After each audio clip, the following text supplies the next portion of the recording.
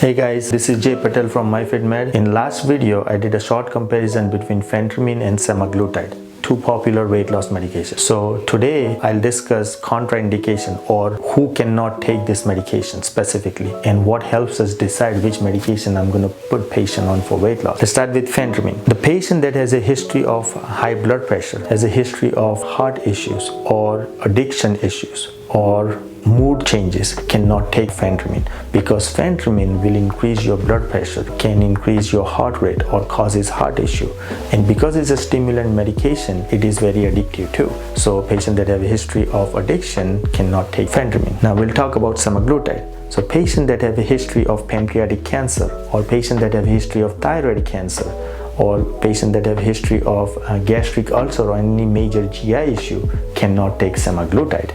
So these are the major contraindications that helps us decide which medication that we are going to use for patient success and for patient's weight loss plan. If you have any question, give us a call, give us a thumbs up and subscribe for more videos.